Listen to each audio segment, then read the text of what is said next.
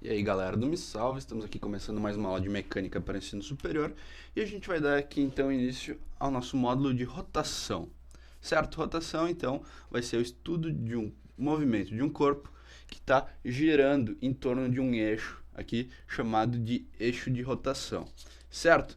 Para começar, a gente vai ver então aqui algumas noções de posição, velocidade e aceleração angulares, que nem a gente viu para o caso linear. Certo? Vamos começar pela posição angular. A posição angular, ela sempre vai ser dada em relação a uma certa referência. Se lembra que lá, por caso linear, a gente tinha um eixo e a gente definia a posição do zero. Aqui, a gente tinha o zero linear e a gente definia aqui um eixo como sendo eixo positivo, certo?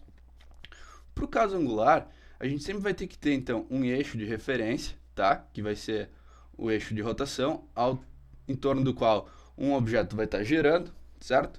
E a gente vai ter uma reta aqui de referência, que a gente vai chamar de posição angular zero. A posição angular, a gente vai referenciar agora por um θ, letra grega, em vez de x, tá? E essa posição aqui vai ser, então, para θ igual a zero, tá? Aqui, a posição angular ela vai ser definida como sendo, então, um certo ângulo que esse corpo vai estar fazendo em relação a essa reta aqui, certo?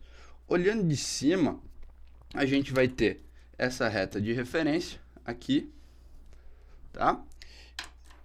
E a gente vai ter que o θ é nada mais, nada menos do que um ângulo, certo? O corpo, então, quando ele girar daqui para cá, ele vai estar numa posição θ, que ela vai ser calculada da seguinte forma: θ vai ser igual a S sobre R.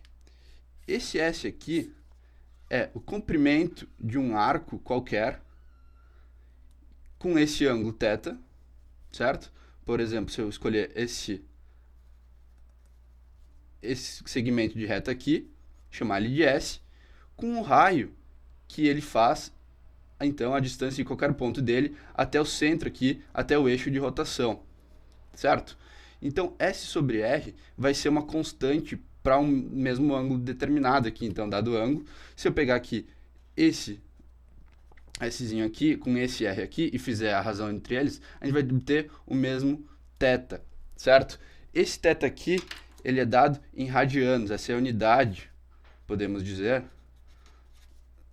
da posição angular. Como a gente vai ver aqui a gente tem uma unidade de comprimento sobre uma unidade de comprimento. O radianos ele seria, então, adimensional, mas a gente trata ele como se fosse uma unidade, certo? Outra unidade que pode ser encontrada para a posição angular são os graus. Graus, então, seria, como a gente já conhece, 360 graus seria uma volta inteira. Como o comprimento de uma circunferência tem 2π radianos, ela vale 2πr, o comprimento de qualquer circunferência. Como a gente já viu, então, os círculos em geometria, quando a gente tem um círculo de raio R, o comprimento desse círculo é 2πr.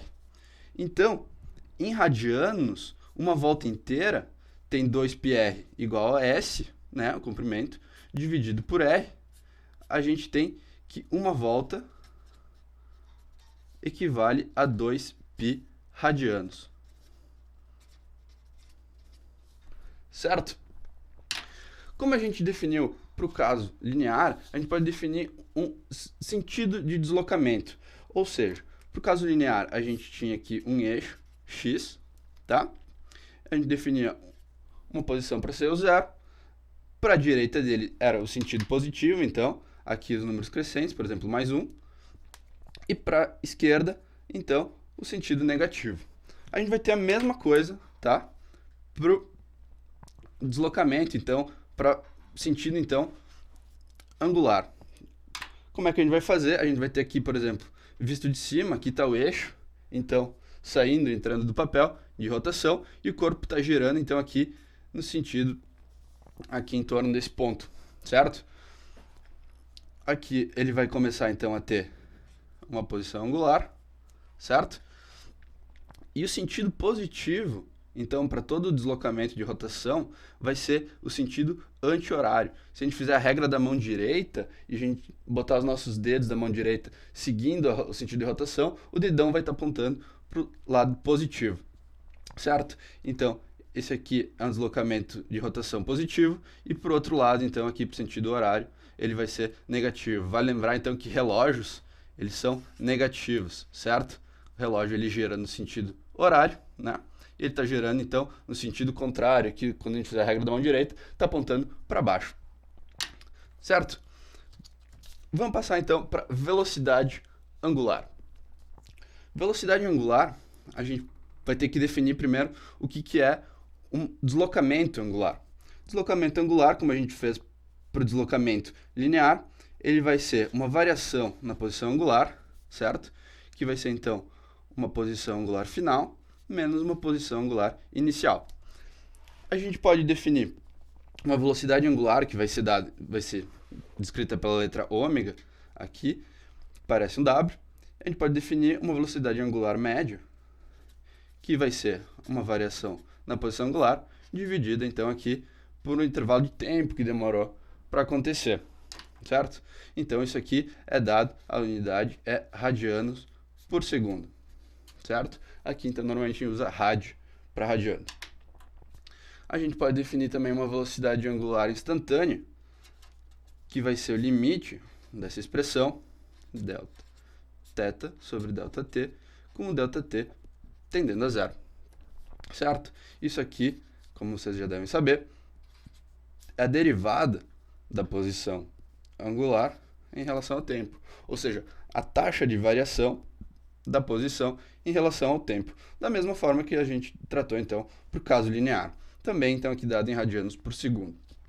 E, finalmente, para aceleração, a gente tem que a aceleração angular, a gente vai dar ela através dessa letra alfa, ela pode ter, novamente, uma aceleração angular média, que vai ser a variação da velocidade angular, dividido pelo tempo que demora para ela acontecer, ou uma aceleração instantânea, que vai ser, então, a derivada